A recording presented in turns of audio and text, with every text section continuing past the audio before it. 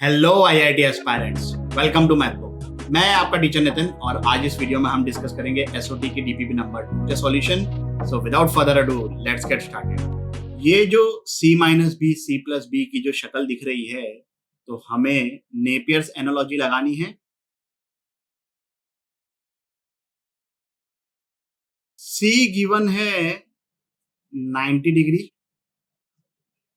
तो a plus B हो गया 90 डिग्री, a यहां से हो गया 90 minus b which is c minus b. तो यहां पर ये c माइनस बी की जगह मैं सब्सटीट्यूट करूंगा a। So this is 10a/2। ये कॉट का रेसिप्रोकल होकर इस साइड आके इवेंचुअली बन गया 10 स्क्वायर a/2। तो 10a/2 की वैल्यू क्या आ गई, ये बहुत ही सिंपल तरीके से। सेकंड पार्ट के लिए ये a माइनस बी है, तो हम फिर से नेपियर्स एनालॉजी लगाएंगे।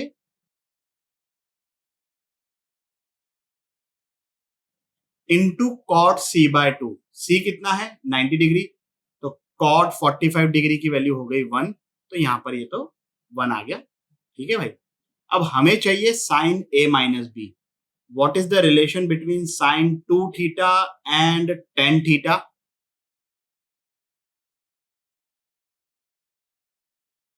थीटा क्या है यहां पर अपना a माइनस b/2, मतलब ये बन जाएगा a माइनस बी, और यहां पर 10a माइनस b/2 उसकी वैल्यू हमने ऑलरेडी निकाल रखी है। सब्सटीट्यूट करेंगे, सिंप्लीफाई करेंगे, आंसर आ जाएगा। फटफट कर देते हैं।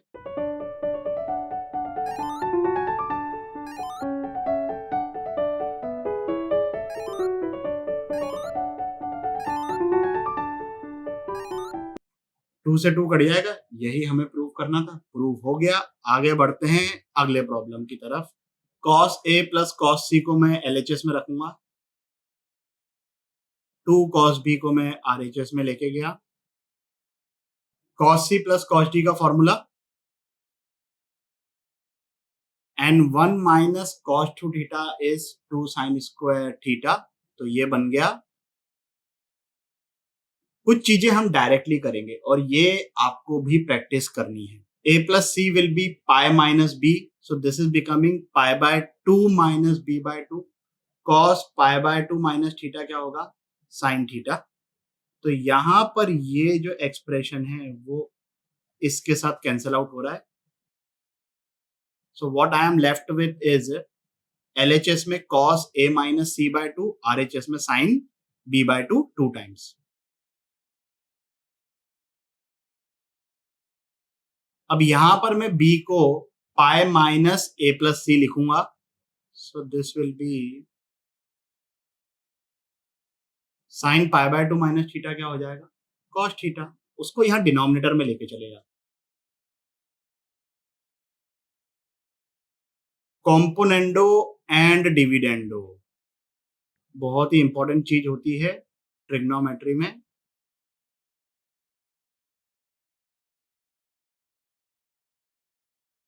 cos a minus b plus cos a plus b that is 2 cos a cos b। तो यहां पर बाय 2 है, so this expression in the numerator is becoming on similar grounds this will B, और RHS में क्या आ गया अपने पास 3। यहां से हमें मिल गया, और ये सेम टू सेम क्वेश्चन हमने लेक्चर वाले वीडियो में भी किया है, यहां पर भी सॉल्व कर देते हैं। हाफ एंगल का फॉर्मूला लगाएंगे।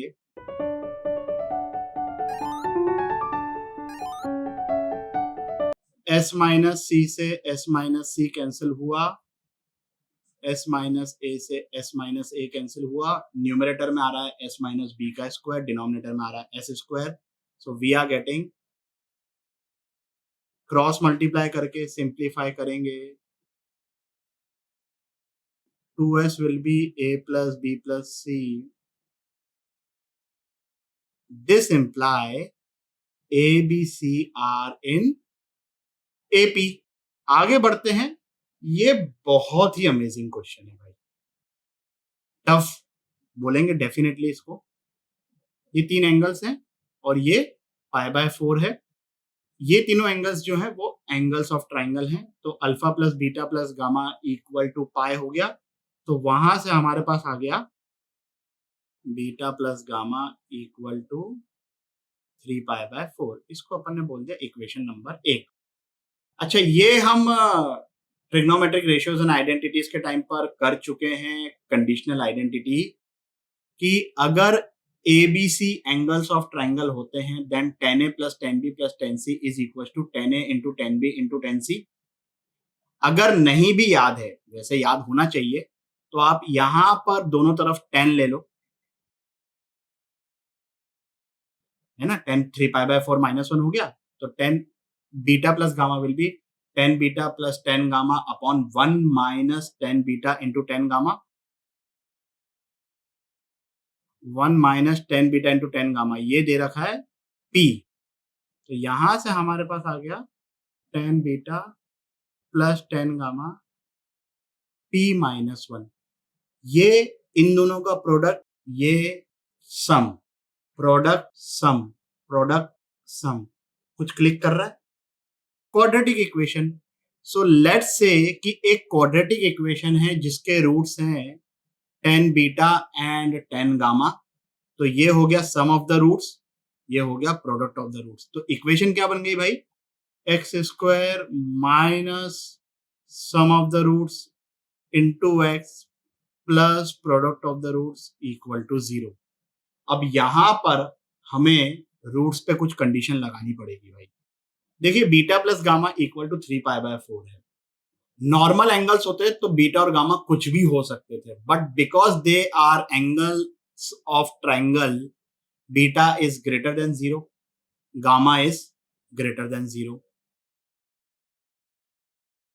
And it can be up to 3π/4। Equal to हो नहीं सकता, क्योंकि अगर बीटा इक्वल टू 3π/4 होगा तो गामा 0 हो जाएगा, गामा 0 हो नहीं सकता।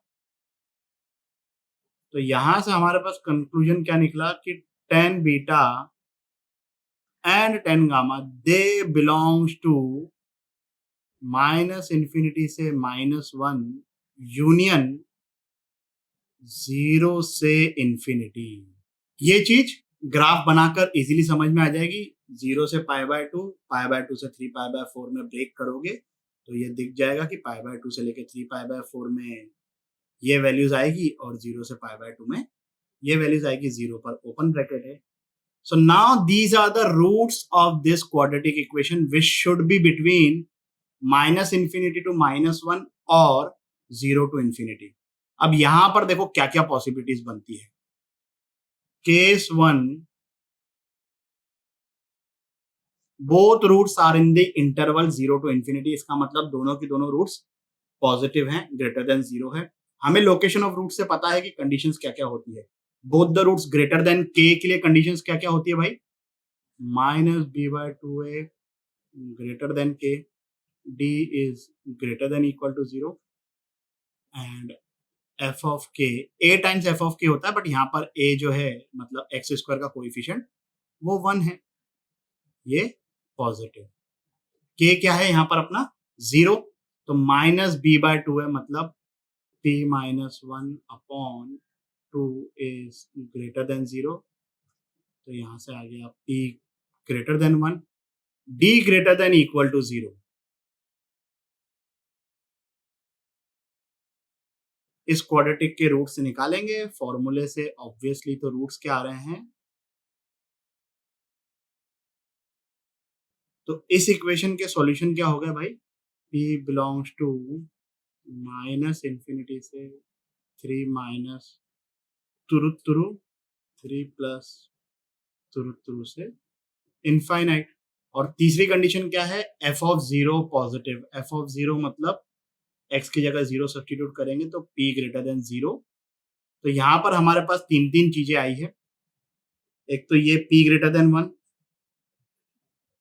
दूसरा p is in this interval and p is greater than 0। तीनों का लेंगे इंटरसेक्शन, तो यहां से आ गया हमारे पास p इज, ठीक है भाई। This is the answer when both the roots are in 0 to infinity। अब देखो भाई, हमें चाहिए रूट्स इन इंटरवल्स में, तो सेकंड पॉसिबिलिटी क्या हो सकती है कि दोनों की दोनों रूट्स -1 से कम हो। इसकी कंडीशन फटफट लिख देते हैं। k कितना है यहां पर -1, तो -b/2 बन गया।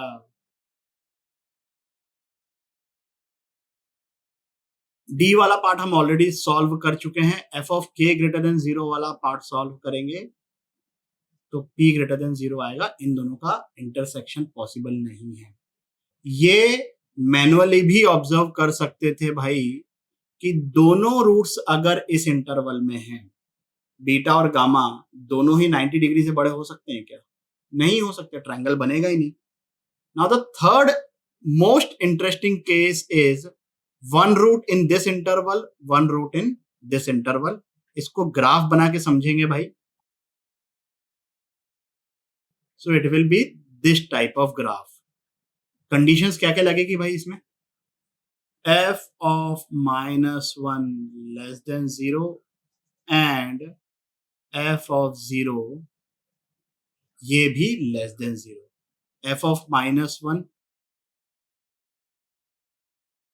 तो यहां से आ गया p less than 0, f of 0 भी p है, वो लेस देन 0 चाहिए, तो यहां से भी आ रहा है p लेस देन 0। इसका मतलब for p less than 0 we will be getting one root lesser than -1 and other root greater than 0।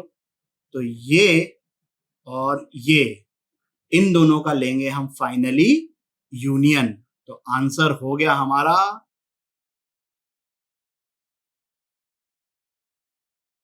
3 + 2√2। If you observe it is √2 + 1 का होल स्क्वायर।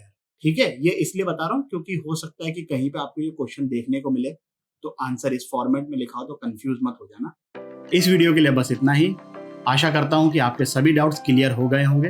अगर हो गए हैं तो लाइक, कमेंट, सब्सक्राइब करें और अपने दोस्तों के साथ भी शेयर करें। अगले वीडियो तक के लिए सावधान रहें, सुरक्षित रहें। जय हिंद।